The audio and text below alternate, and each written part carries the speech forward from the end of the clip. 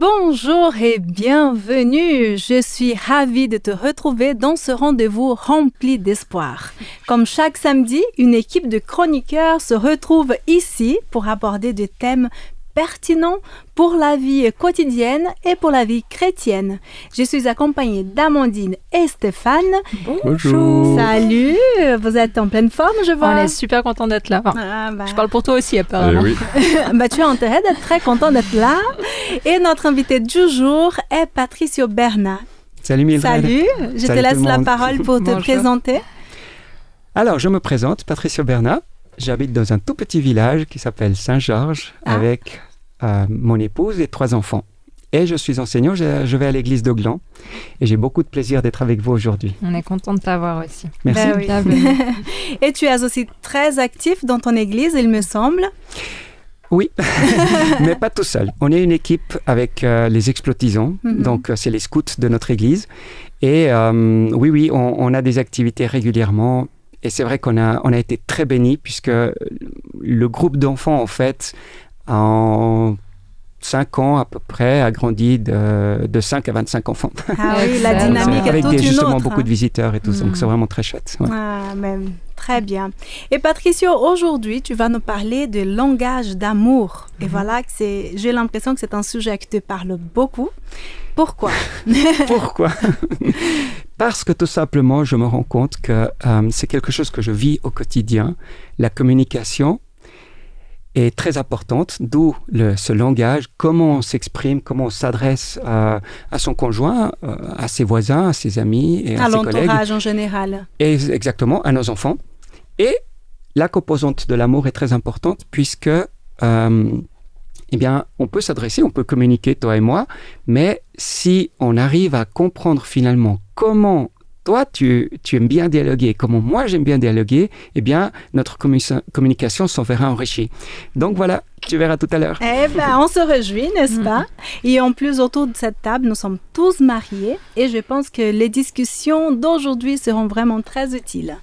Et je souhaite qu'aujourd'hui, nos paroles puissent donner la vie et que nous puissions encourager chaque jour les personnes qui nous entourent. Amen.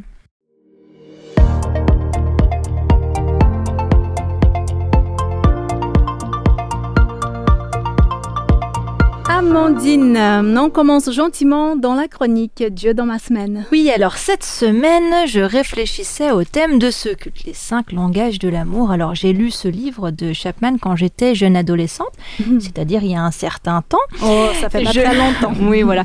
Je me rappelais pas bien de tout, alors j'ai été revoir un petit résumé et je veux pas spoiler les autres chroniques en expliquant ici en détail ce que ces 5 langages sont exactement. Cela m'a fait réfléchir à ma manière d'aimer mes proches. Alors j'ai fait une petite liste de gens très proches de moi et j'ai réfléchi à ce qui, il me semble, est pour eux ou pour elles là où les manières les plus parlantes de leur montrer que je les aime. Oh, voilà une fille bien appliquée dans sa vie. Hein? Alors du temps que l'on va passer ensemble ou alors un service que je vais rendre ou alors des petites attentions, des petits cadeaux que je peux offrir. Alors, je me suis rendu compte que pour certaines personnes, j'étais pas sûre d'être vraiment au clair sur ce qui leur fait le plus sentir que je les aime. 2, j'ai réfléchi à ce que je faisais concrètement et ce que je pourrais faire idéalement. Et j'ai un peu l'impression de ne pas aimer assez bien. Voilà, je me laisse envahir par la fatigue mentale, physique de mon quotidien. Et des fois, j'ai l'impression de ne pas toujours faire les efforts que ceux et celles que j'aime méritent. Alors, ça te parle ou je suis la seule à avoir une marge de progression sur ma manière je m'identifie un petit peu d'aimer mon prochain. Bon, j'ai eu envie de le confier à Dieu. Alors, j'ai pas fait une longue prière, je me suis pas apitoyée sur moi-même, je n'ai pas laissé trop de place à la culpabilité parce que elle peut me paralyser en fait. J'ai dit voilà Seigneur, ce que je constate, voilà Seigneur les limites que je vois chez moi et dans mon amour pour les autres. Tu m'aides ? Alors je lui fais confiance, on va bosser pour travailler mon cœur et pour m'éclairer sur comment je peux faire. Après ce constat devant Dieu, ce que j'ai ensuite ressenti, c'est ce besoin incompressible de me reposer et de me ressourcer dans son amour à lui. Observer et méditer son amour à lui, mon Papa Céleste, en me disant qu'en me remplissant de son amour, il me serait ensuite bien plus facile d'aimer mes proches et tous les autres comme Dieu souhaite que je le fasse. Alors rien de tel, en tout cas pour ma part, que d'écouter de la musique chrétienne pour méditer et contempler l'amour de Dieu. Je suis tombée sur un slam qui parle de l'amour, et soyons bien au clair, hein, l'amour dans ce slam, c'est Dieu. Alors je conclus cette chronique en te partageant ce que j'ai pu écouter cette semaine. Serions-nous en vie de Neis, en espérant que toi aussi, l'amour de Dieu puisse t'apaiser, te ressourcer, te dynamiser, et que tu puisses à cœur ouvert parler d'amour avec Dieu. L'amour est patient, il espère tendrement, il t'attrape la main, t'emmène vers un lendemain serein. Il te porte, te transporte au-dessus des nuages, là où tu peux voir que le soleil est toujours le même d'âge en âge. Il se réjouit des petits pas que tu fais, et quand tu dois te reposer, il s'allonge à tes côtés. Il garde la foi même dans tes galères, il te tient chaud dans tes hivers. Il pleure avec toi et recueille chacune de tes larmes. Il combat toujours sans armes, il te promet la naissance d'un nouveau printemps, sans jamais brusquer ton temps. L'amour fait renaître les sourires, il vient secourir et guérir. Il colore le présent et pense un passé fait de noir et blanc. Son rire résonne dans les murs de ta maison, et sa douceur dessine ton horizon. Il dégage la jalousie et t'assure de sa présence, jour après jour sans souci. Il donne selon ton besoin et en retour il ne demande rien. L'amour traverse les tempêtes avec toi, même quand les vagues sont agitées, il ne te lâche pas. L'amour écoute, il ne remet pas en doute, il ne soupçonne pas le mal et ne se fait pas la malle. L'amour ne te laisse jamais seul, même dans la souffrance, mais il sait rester juste à côté en silence. L'amour n'abandonne personne en chemin, peu importe le choix de son prochain. L'amour n'a pas peur de la souffrance, il tend la main même dans les jours d'errance. Il renverse le royaume du paraître et vient guérir le mal-être. Il ouvre nos yeux sur le monde et sa beauté, il voit aussi nos cœurs et leur pauvreté. L'amour ne lâche pas, l'amour ne condamne pas, l'amour ne se venge pas, l'amour pardonne 70 fois, 7 fois. Il agit avec bienveillance et demande beaucoup de persévérance. L'amour est inconditionnel, il reste toujours fidèle. L'amour agit, l'amour croit en la vie, et quand la mort sépare, l'amour répare.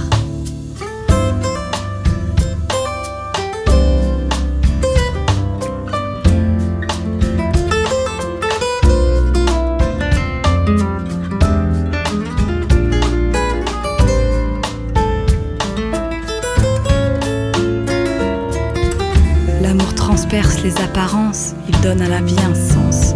Il ne quitte jamais l'humilité, il élève l'autre et ne cherche pas son propre intérêt. L'amour s'engage, il a de l'humour, de la folie, mais il sait rester sage. Il offre sans se soucier du prix, il donne entièrement sa vie. Il nous suit, peu importe le rythme de nos vies, il suit le tempo de notre musique. L'amour est constant, combattant, persistant, fidèle et résistant en tout temps.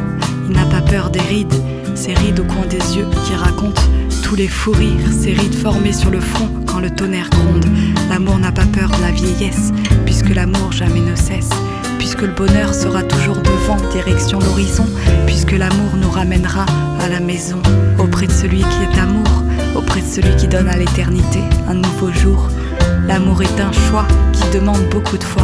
On peut le laisser partir puisqu'il laisse libre. Mais sans lui, à quoi sert la vie? Mais sans lui, serions-nous en vie?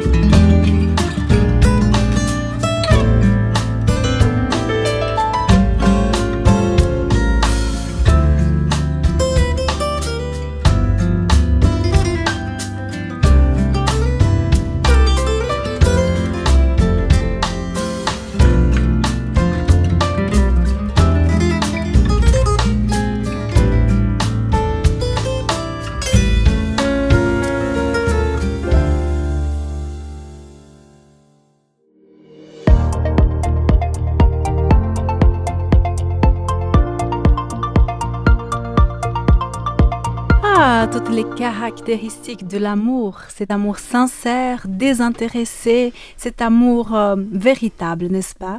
Et surtout, cet amour qui vient de Dieu et qui nous mène aussi vers lui. Stéphane, qu'as-tu réservé pour la promesse du jour? Dans la Bible, il y a plusieurs types de promesses.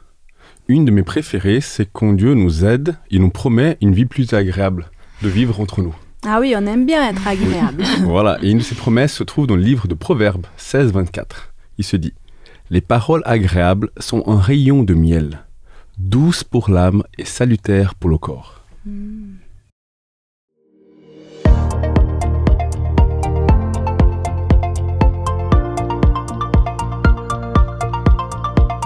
Paroles agréables sont un rayon de miel.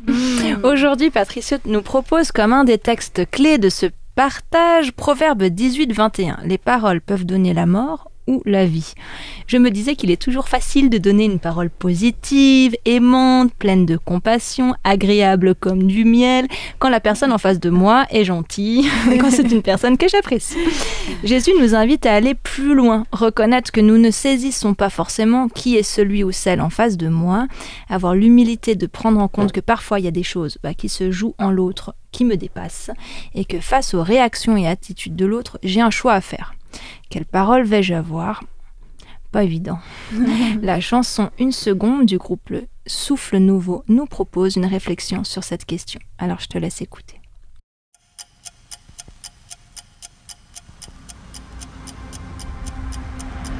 Maintenant je sais que tu n'es pas défini par l'image que tu renvoies.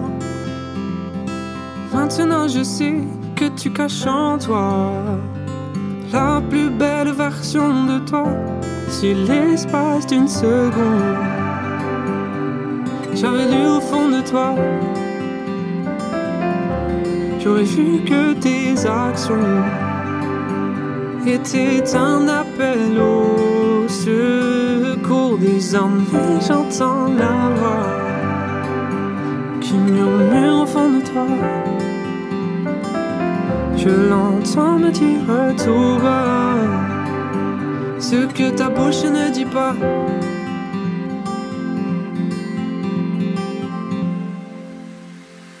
Maintenant je vois qu'il y a en toi de nombreux trésors inestimables. Maintenant je vois ce que tu as enterré, de peur que le monde s'en empare. Laisse tomber ton voile, nul ne pourra dérober ce qui est derrière. Laisse-nous voir la lumière en toi. N'aie pas peur d'être qui tu es. C'est l'espace d'une seconde, j'avais lu au fond de toi. Si seulement j'avais vu derrière ton voile, j'aurais vu que tes actions étaient un appel au secours des hommes. Et j'entends ta voix, j'entends ta voix au fond de toi. Je l'entends me dire tout. Je l'entends ce que ta bouche ne dit pas. Que l'amour soit l'unique réponse à ce que nos sœurs et frères nous projettent. Car c'est à l'amour que nous nous portons que le monde va nous reconnaître. Que l'amour soit l'unique réponse. Ce n'est que réponse à ce que nos sœurs et frères nous projettent. Car c'est à l'amour que nous nous portons que le monde va nous reconnaître. Ce n'est que ça. Que l'amour soit l'unique réponse. Soyons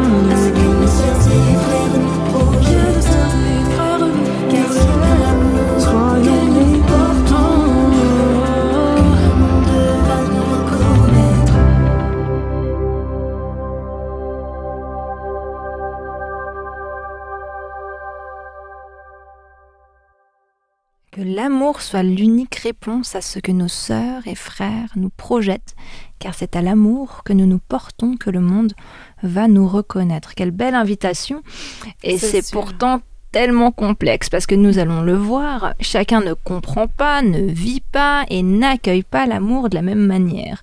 Je t'invite à ce que nous puissions nous tourner du coup vers celui qui est l'exemple parfait de l'amour qui se donne, l'amour qui répond à nos besoins les plus secrets et profonds. Jésus m'aime, il t'aime, il te voit et ne te juge pas. Et il est fidèle à toute épreuve, il mérite vraiment nos louanges.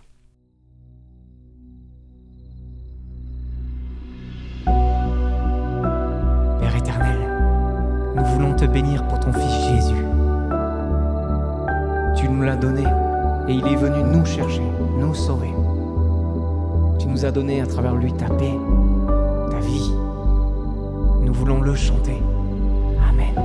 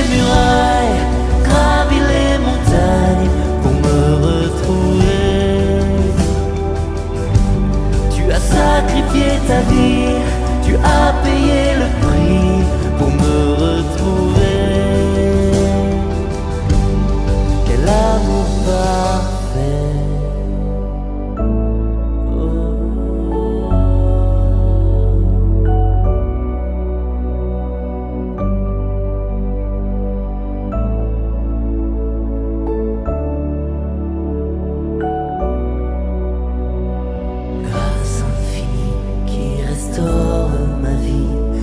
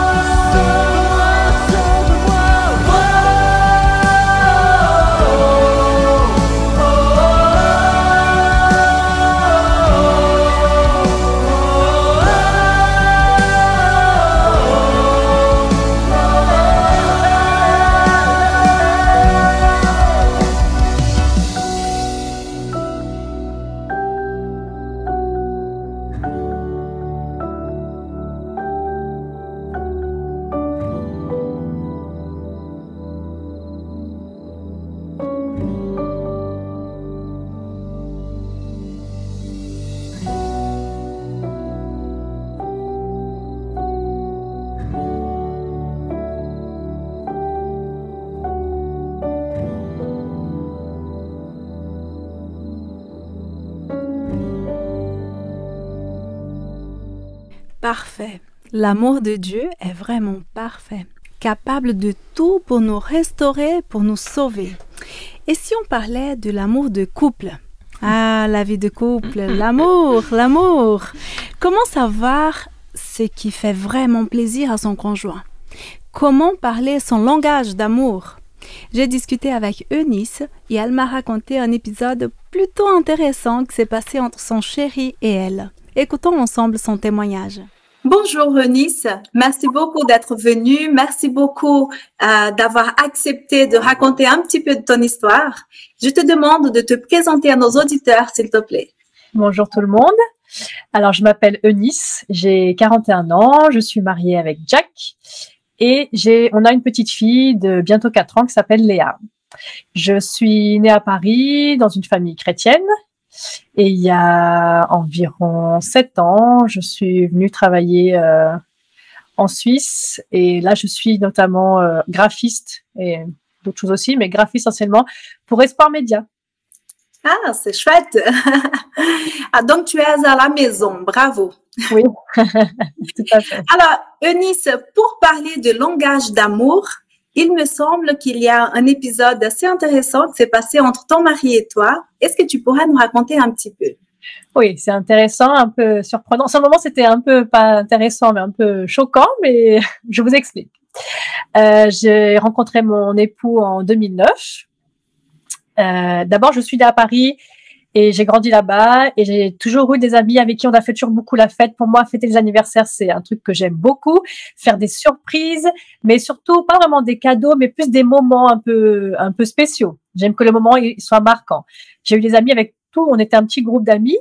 Et souvent, quand c'était l'anniversaire de quelqu'un, on faisait une fête, on faisait des jeux de piste, on faisait des surprises, on faisait voilà. J'ai toujours aimé ça.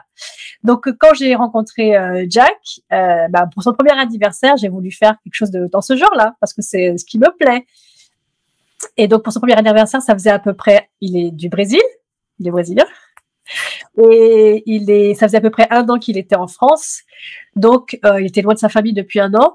Donc, j'ai eu l'idée d'appeler toute sa famille que je connaissais pas encore personnellement, mais j'ai contacté par internet toute sa famille, ses parents, ses frères et sœurs, ses amis, tous ses contacts du Brésil. Je leur ai demandé de m'envoyer un petit mot, d'écrire un petit mot et d'envoyer une photo d'eux.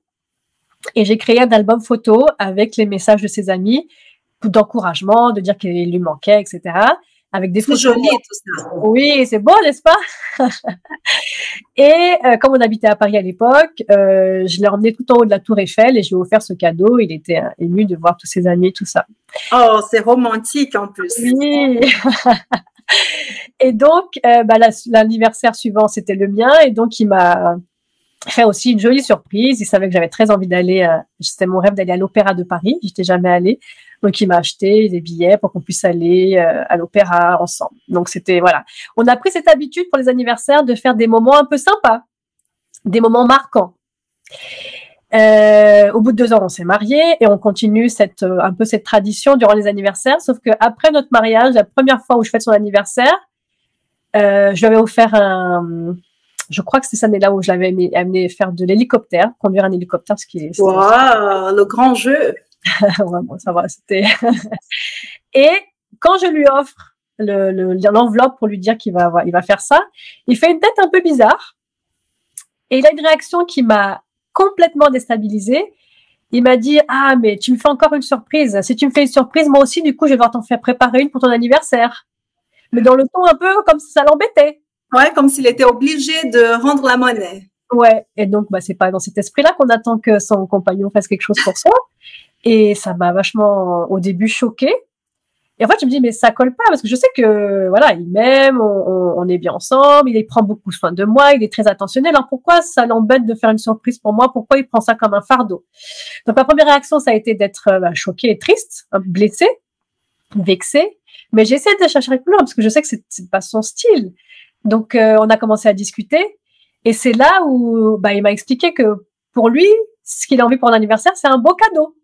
Pas forcément toute une surprise, tout un événement, voilà, s'il lui offre un beau cadeau, un truc dont il a vraiment envie, pour lui, ça sera très bien.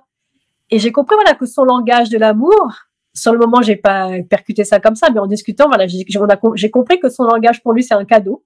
S'il lui fait un beau cadeau, il va être très content. Et moi, c'est plutôt les moments de qualité. J'ai envie de passer un bon moment, que ça soit quelque chose de festif, plus que le cadeau. Moi, j'ai pas forcément besoin qu'on m'offre un cadeau. Et donc, l'année d'après, j'ai évité de faire tout un pataquès, hein. J'ai été plus simple. Et je lui ai offert un truc qui, pour moi, était complètement inutile. Je voyais pas du tout d'offrir juste un cadeau comme ça à ton anniversaire. Je lui ai offert un détecteur de métal, parce que c'est un truc qu'il voulait absolument. Et il a ouvert son cadeau et il a pleuré de joie. Waouh, à tel point. Ouais, parce que pour lui, c'est ça qui l'a vachement touché. Déjà, parce que je l'ai écouté.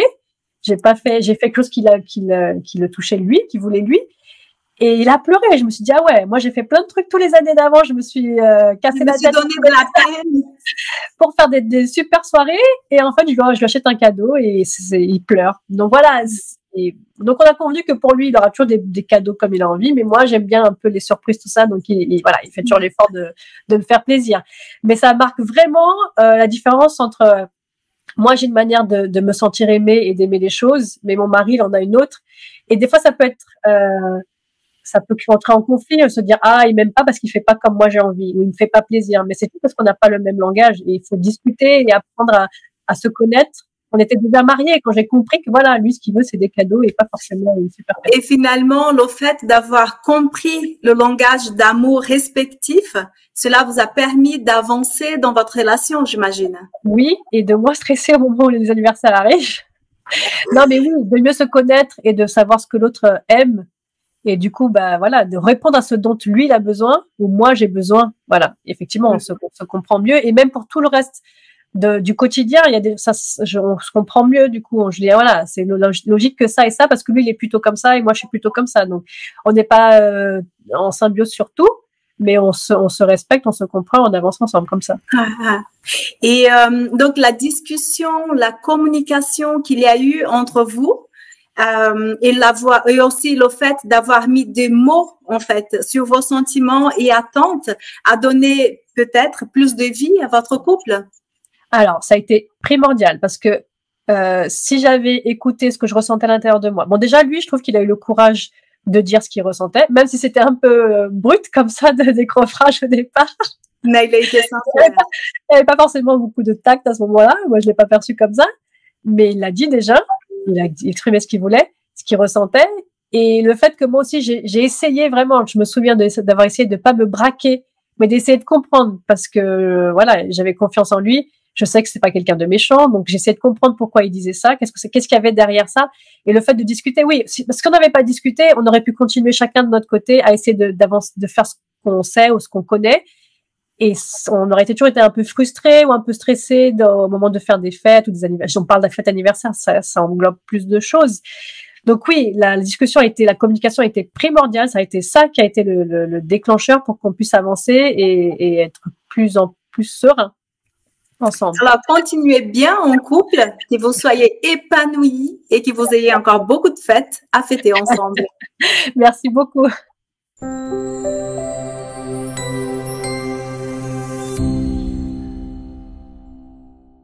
Et ben voilà, après cette jolie histoire de témoignage, Patricio, tu vas nous parler de la communication dans le couple et la famille. Mais oui, Mildred, comment améliorer la communication dans la famille, mais aussi avec toutes les personnes qui nous entourent, que ce soit au travail, à l'église. Tu sais, avant de commencer, j'aimerais te poser une question. Vas-y alors. Est-ce que tu aimes cuisiner ? Un petit peu, pas tous les jours, mais quel est le rapport alors avec la communication dans le couple ? Mais il est flagrant, Mildred. Car vois-tu, dans mon cas, je déteste cuisiner. C'est pas de chance c'est pour ta vraiment mon chérie, ça. souffre-douleur. Ben oui, c'est comme ça. Mais lorsque je m'y mets une fois par année, eh bien là, j'aime qu'on me laisse seul aux commandes. J'avoue que ma récompense, c'est juste d'entendre que ma femme a apprécié ma cuisine néo-avant-gardiste. Oh, je vois. La cuisine, pas beaucoup de goût, un peu brûlé. Là, je vois très bien. Oh, t'es dur. Oh, j'ai déjà eu l'expérience. Hein. Mais le lien avec la communication. Ben justement, j'y viens, Stéphane. Vois-tu, moi, pour faire plaisir à mon épouse, je veux la décharger du repas. Sauf que de son côté, eh bien, ce qui lui ferait plaisir, ce n'est pas tant de me faire la cuisine, que moi je fasse la cuisine pendant 3 heures, mais que je passe du temps de qualité avec elle. Par exemple, faire une promenade, sans les enfants. Moi, je visualise tout à fait. Chacun veut faire plaisir à l'autre, mais pas de la bonne manière, du coup. Un peu comme le témoignage qu'on a entendu. Du coup, j'imagine la frustration que ça doit générer.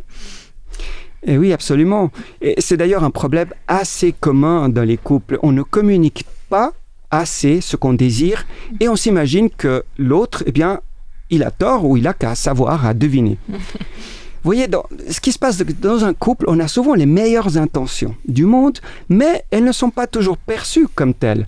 Alors paradoxalement, dans notre société hyper connectée, on communique très mal. Mais alors, qu'est-ce qui empêche la communication dans un couple? Il y a plusieurs sources.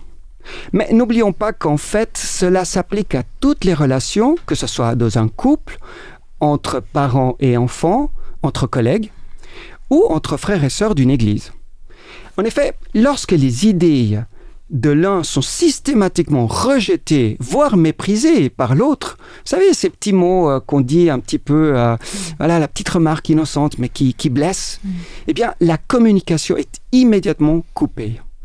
Et si le mépris fait mal chez l'adulte, il détruit carrément un enfant qui n'a pas la capacité d'évacuer cette attaque. Et quelles sont les conséquences pour une personne qu'on mépriserait constamment? Eh bien, la réaction est la même chez un adulte, un enfant, un collègue, un frère d'église.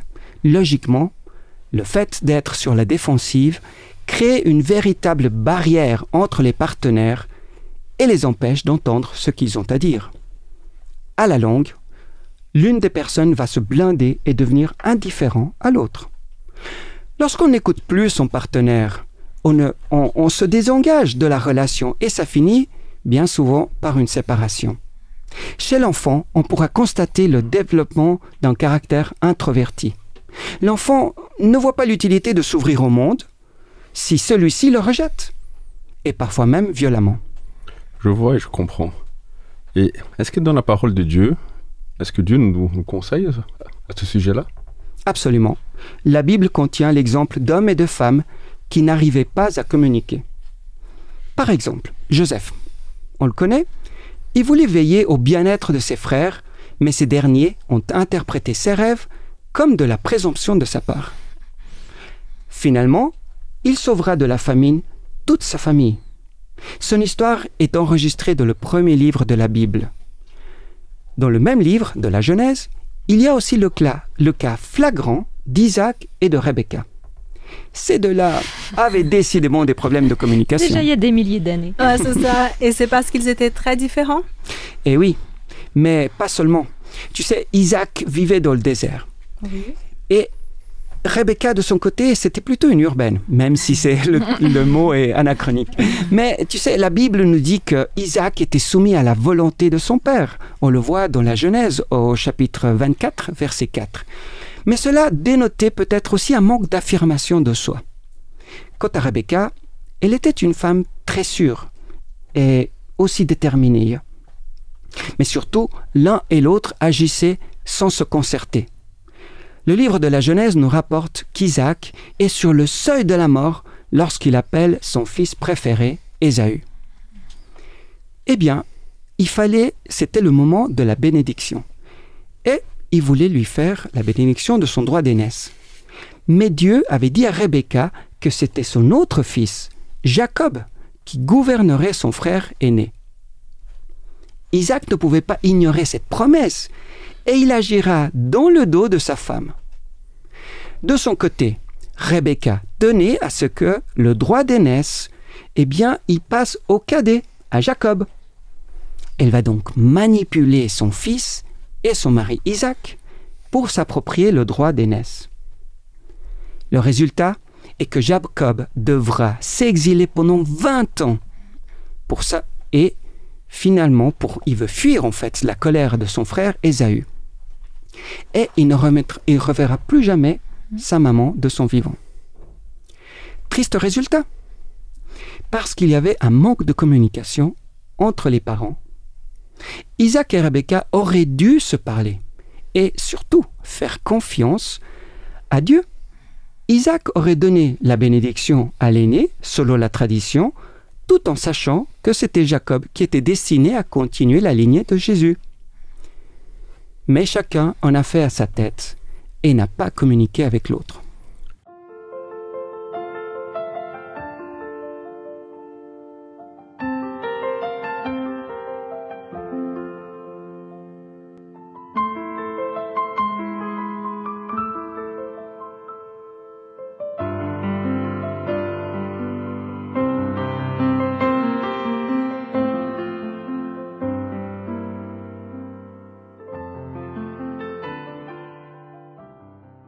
Je suppose que la parole de Dieu donne aussi des exemples pour éviter ces problèmes.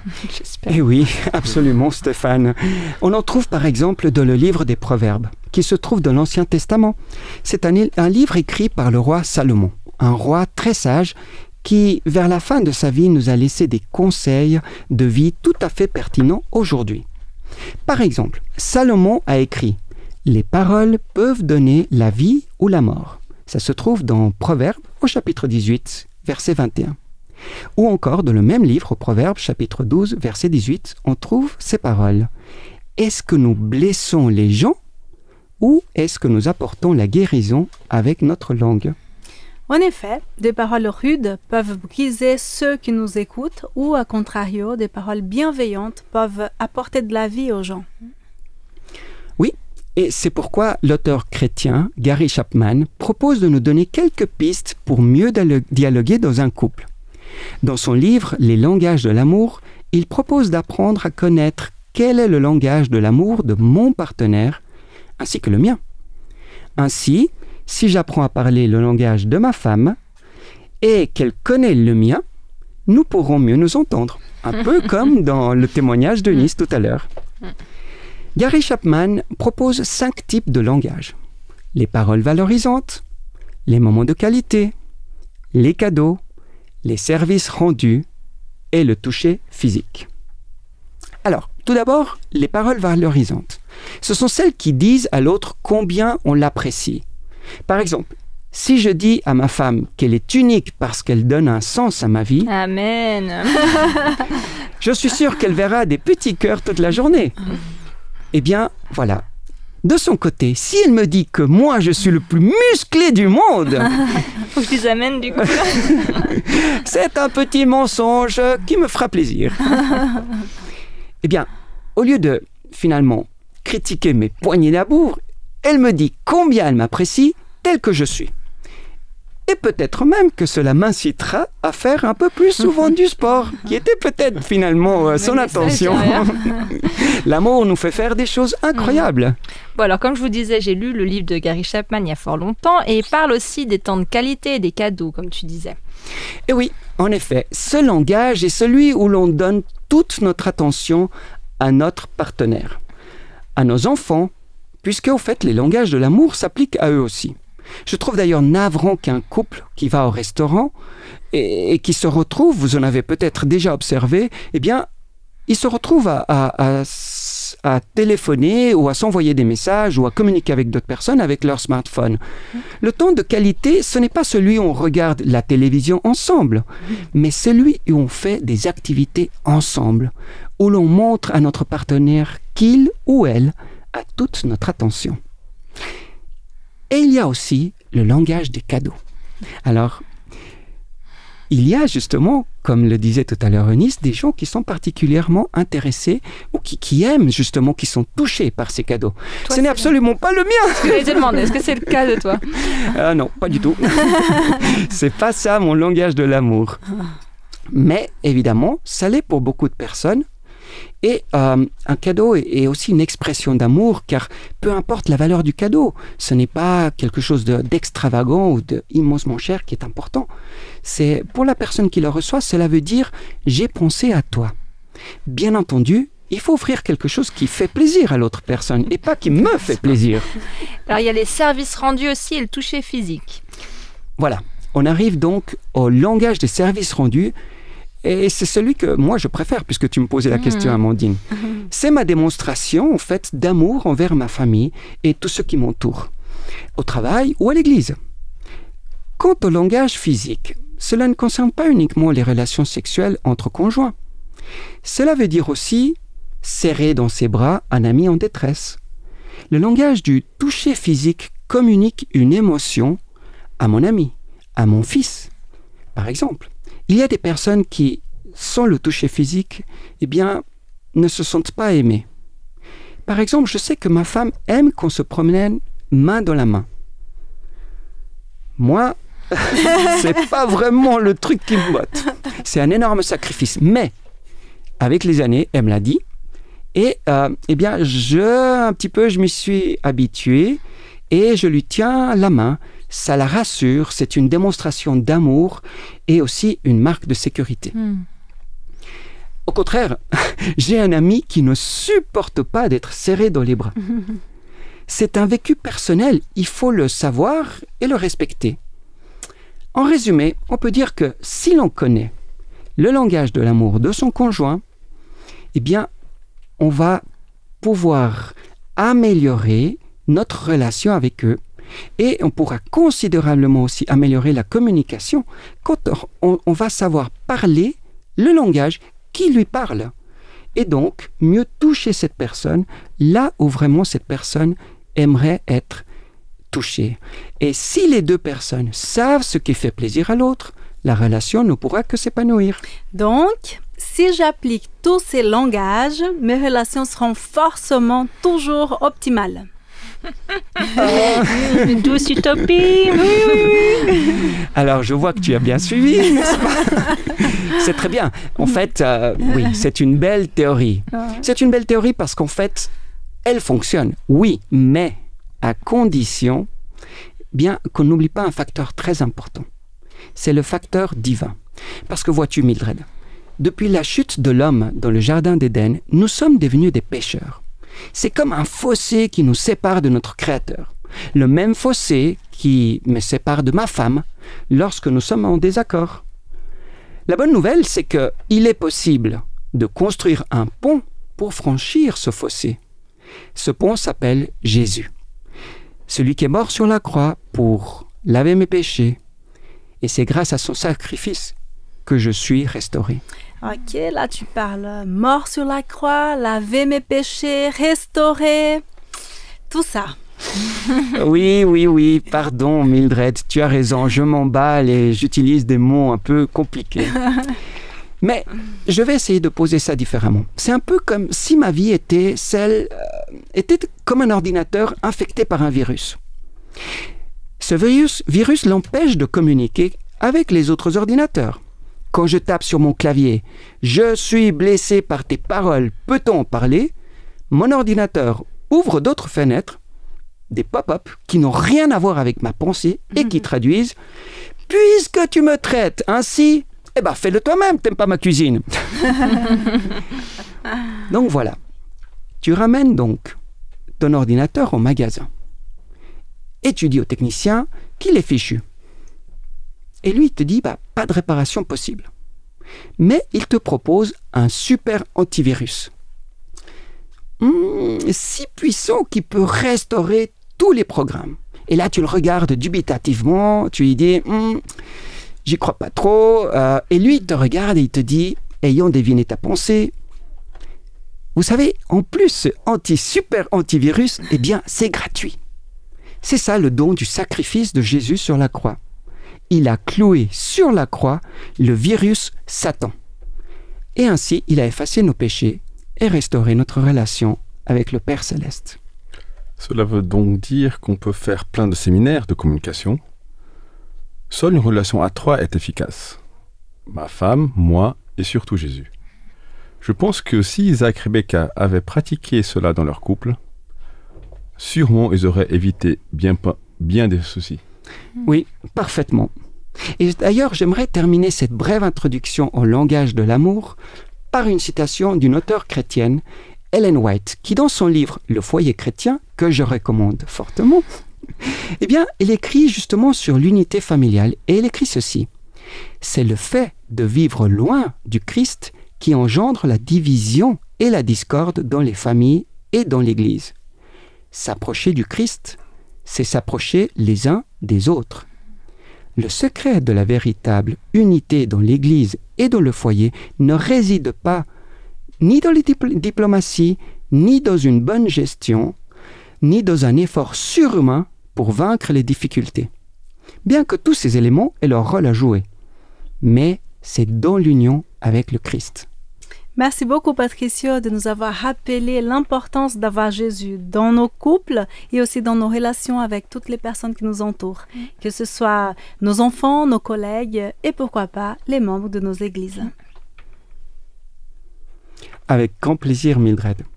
Et d'ailleurs, si tu veux tout savoir, eh bien, ce soir, j'ai prévu d'aller cuisiner avec ma femme. Comme ça, déjà, le repas ne sera pas brûlé et nous aurons le temps de passer un temps de qualité ensemble. Bonne soirée alors.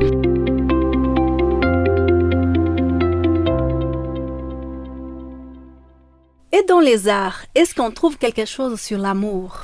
Oui, bien sûr. On trouve plein de choses. Et aujourd'hui, j'aimerais vous présenter l'auteur chrétien, spécialiste dans ce domaine. Celui dont Patricio nous a parlé, Gary Chapman. Ah oui, il est connu. Eh oui, mais son histoire est très intéressante. Vas-y alors. Gary Chapman est né aux États-Unis. Il est devenu un auteur, conseiller conjugal, pasteur baptiste et conférencier spécialiste du mariage et de la famille. Multitask. Pas mal.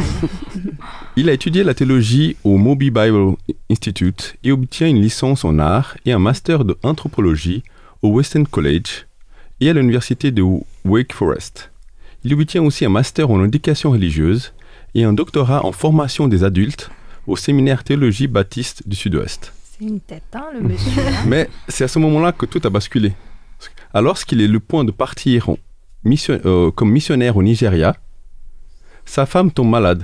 Ah. Il décide donc de rester aux États-Unis et devient enseignant à la Winston-Salem State University. Parallèlement à son poste d'enseignant, il devient pasteur en 1971 à Calgary Baptist Church en Winston-Salem, au nord en Caroline du Nord. Ben, il avait raison, il avait un petit créneau où il n'avait pas grand-chose à faire. Donc... Voilà. En tant que conseiller conjugal, il donne des conférences dans différentes villes, organise des séminaires sur le thème du mariage et relations du couple, anime l'émission de la radio « 1 minute sur le langage de l'amour ». Il dirige aussi un Marriage and Family Life Consultant, une organisation dédiée au bien-être de la famille et du couple.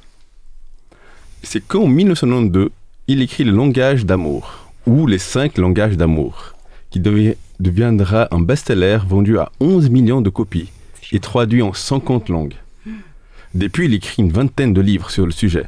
Voici quelques exemples. Alors, les langages d'amour des adolescents, gagner ensemble, évoluer ensemble, les langages de la réconciliation, les langages d'amour de Dieu, parents d'enfants adultes, les langages d'amour des enfants, les langages de l'amour. Oui, il a profité. Il a beaucoup écrit. Donc, Gary Chapman continue à explorer ces thèmes et continue d'apporter ses conseils pour les couples et les familles. En parlant de famille et aussi des enfants, j'aimerais vous résumer un livre, Le meilleur des amis, les 5 langages d'amour expliqués aux enfants. C'est un livre que j'ai lu à mes enfants et grâce à lui, c'est vrai, j'ai appris quels sont les langages d'amour de chacun de mes enfants. C'est beau. Oh, faut que je lise ton livre. C'est interpellant comme un simple livre peut nous aider à comprendre facilement les différents langages de nos enfants. Et je laisse Mildred nous résumer un extrait de ce livre. Alors, voilà, l'histoire se passe dans un parc animalier, le parc de Gary et ses animaux.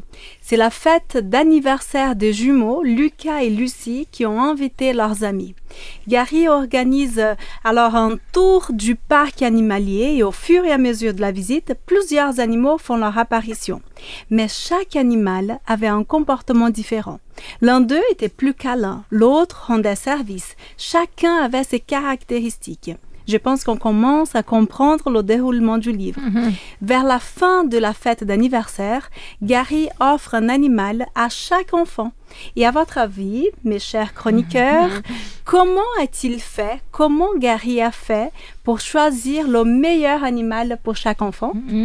Bon, il a choisi un truc qui correspondait au langage de l'amour de l'enfant, non? T'as tout compris. Ah bah voilà. Tout à fait. Il a vraiment choisi l'animal qui a un comportement qui correspondait à celui d'un enfant. Et pour savoir comment les enfants réagissent, il faut lire le livre. Ce livre permet aux parents d'aider les enfants à apprendre comment nous donnons ou recevons l'amour de manière différente. Le plus intéressant est comme Gary Chapman a pu, avec son expérience, nous apporter le langage d'amour. De plus, ces langages sont applicables à chaque personne. Comme tu as dit, enfants, ados, adultes, chacun peut trouver son langage. Et pour ceux qui veulent savoir les 5 langages d'amour des enfants, notre chroniqueuse Marina l'a très bien expliqué dans un culte l'année dernière qui a comme titre « L'amour exprimé, réparateur de brèches ». Vous pouvez voir vers les 58 minutes, il y a une petite vidéo avec des enfants, c'est très bien expliqué. Allez chercher sur YouTube, allez.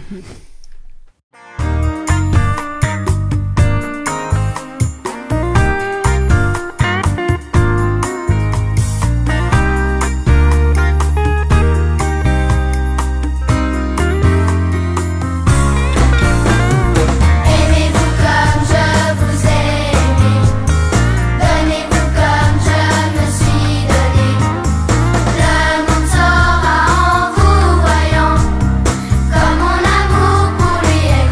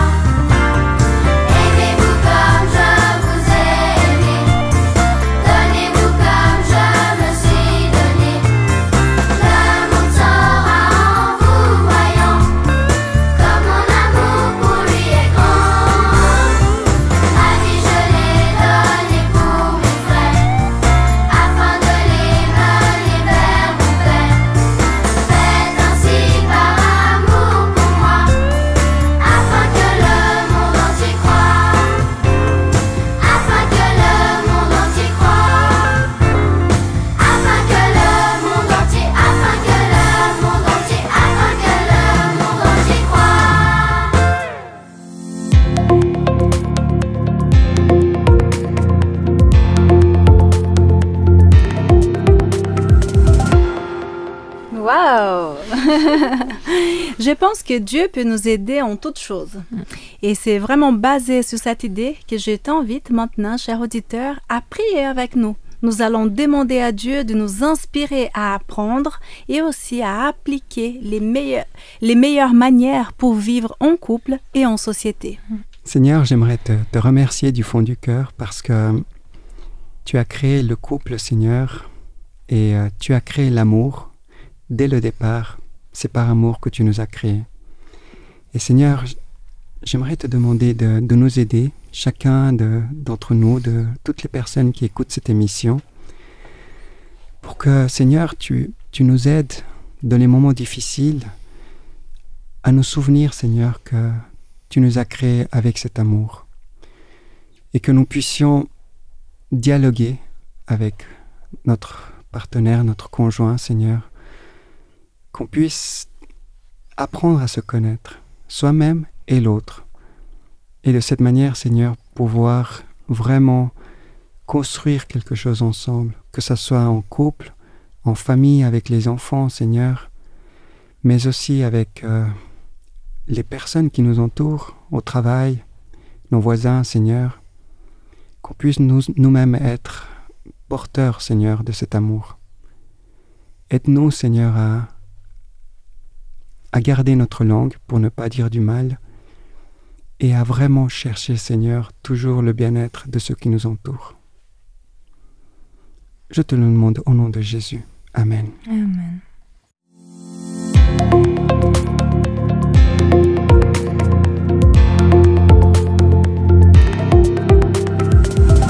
Nous approchons de la fin de cette émission, mais bien sûr qu'on ne peut pas se quitter sans le défi de la semaine. Hein, Stéphane, qu'est-ce que tu nous as préparé pour la chronique Action? Bon, pour cette semaine, je vous propose d'observer les personnes autour de toi, qui nous sont proches, d'essayer de trouver quels sont leurs langages d'amour. Ah. Pour t'aider, voici un conseil, il faut bien les observer. Observer comment ils sont avec les autres. On a tendance à exprimer notre langage de manière naturelle envers les autres. Après avoir trouvé quels sont leurs langages, il faut essayer de leur manifester de l'amour de la manière la plus pertinente, c'est-à-dire avec leur langage d'amour. Comme Patricio nous a dit, si on le fait avec Jésus, le résultat sera encore meilleur. Tu peux d'ailleurs demander à Dieu de t'aider dans cette démarche. Eh ben, en gros, tu nous invites à jouer au détective. Moi, j'ai déjà fait, du coup. Oui. Alors voilà, on va rester très attentifs aux indices et découvrir le langage d'amour le plus parlant de nos conjoints et aussi de personnes autour de nous. C'est vraiment une étape importante, n'est-ce pas, pour pouvoir exprimer son amour de manière efficace. Très bien, vous allez jouer au jeu?